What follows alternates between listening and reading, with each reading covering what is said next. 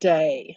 This is Jan Clifton-Gaw, and I wanted to discuss a recent lumbar issue that I ended up kind of in the middle of, not at the beginning of the care process, but fortunately was able to reconcile an incorrect diagnosis and get the individual in the right pathway, but didn't end up quite the way we had hoped it would end up. So this individual had been a 16-year-old when he was initially injured during off-season, off-campus participation. He was doing um, drills with a private strength and conditioning specialist and was really having some significant hamstring pain. He went through a private pay situation with a PT, and for months he was receiving the onslaught of modality care, passive stretching, active motion activities with lunging, even dry needling. They did some cold laser, all sorts of things to try to alleviate his hamstring pain. He had no resolution of any of his symptoms whatsoever during that entire process. And in fact, his hamstring continued to tighten.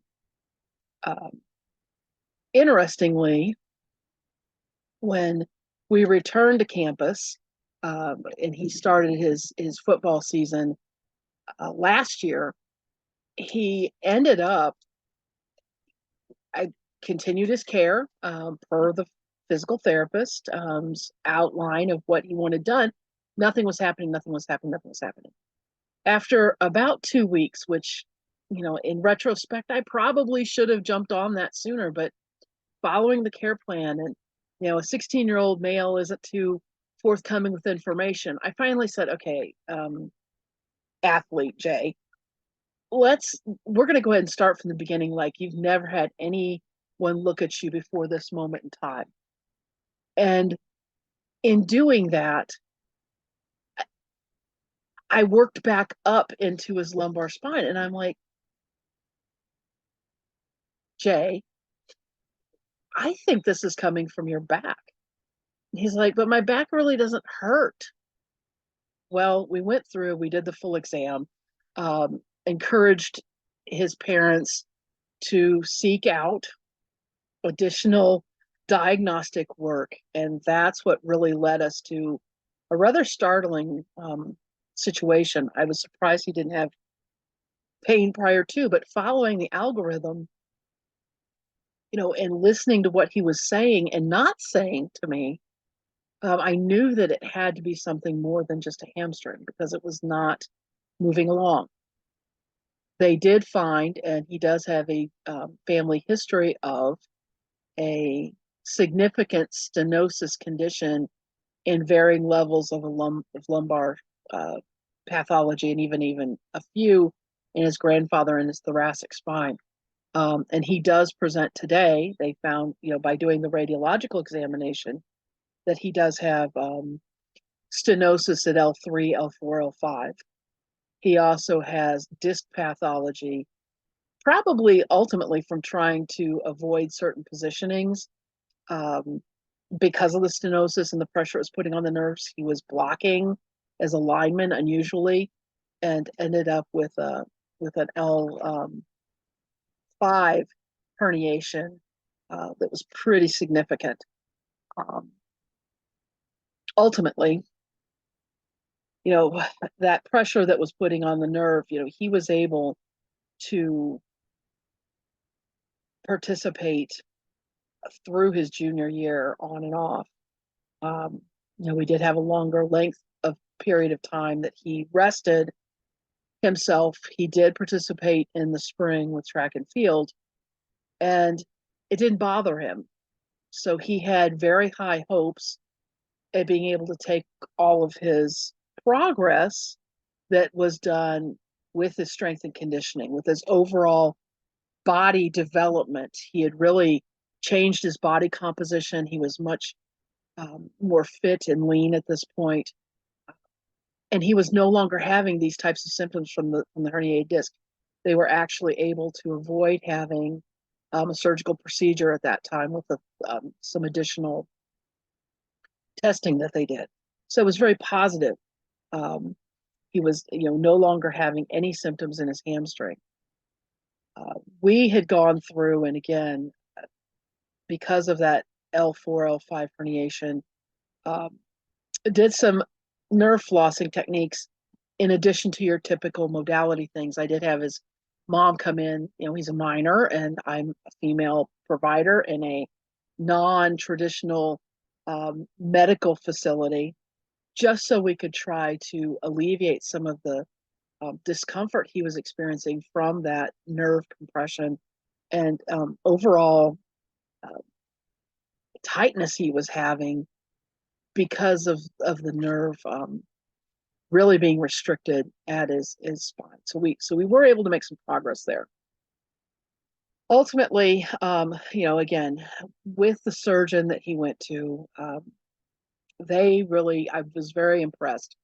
That individual listened to what patient J wanted to try to accomplish, really addressed, his development as an individual, with athlete being second.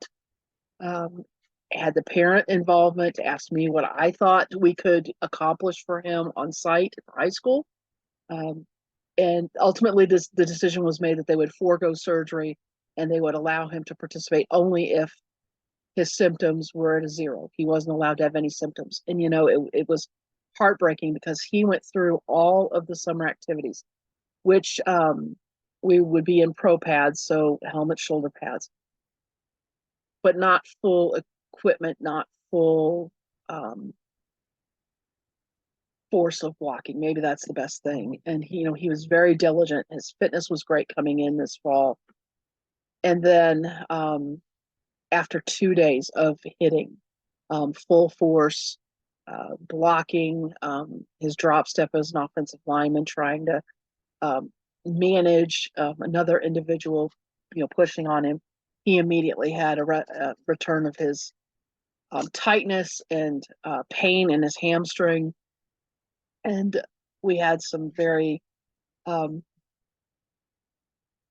uncomfortable conversations from a standpoint of his long-term outcomes. And the young man has a lot going on. He's from a family of businessmen that do some very active industrial work, and he has his own piece in that puzzle of conglomeration. And he wanted to focus more on building his business, and he elected to stop participating in football. But he is continuing today to aggressively work out uh, so that he will be able to throw shot put and discus this spring and winter. We do have an indoor track season. The biggest take home I can have, well, there's two pieces. Number one, in that uncomfortable conversation we had of his deciding to retire from participating in football, he couldn't understand why track didn't bother him, and he even spins with the shot put and discus, and why that translation of motion and force doesn't cause his symptoms to reoccur. But as soon as he was getting hit, it did. And I said, well, patient J, you have someone's force that is coming at you that you can't judge until it's on you. You couldn't make that transition quickly enough. And so he was able to, with some downheartedness, but understanding that there were certain things that we couldn't mitigate. We couldn't prevent that from happening. And so he had to stop participating in something he really loved, and did step away completely from the team because it was just too challenging to be around everything. But he has, like I said, other positive things going on in his life that he didn't have to be as concerned that he would go down a wrong pathway. Maybe that's the best way to put that.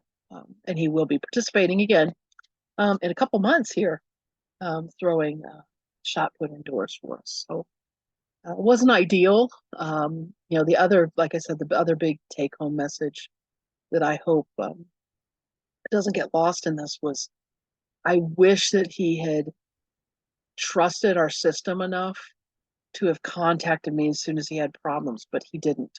There was a disconnect there.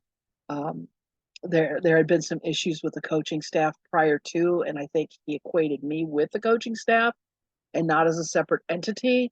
And that distrust really delayed appropriate diagnosis, and not that it would have changed the ultimate outcome, but pain and the financial burden that the family had with the pathway they chose to go down.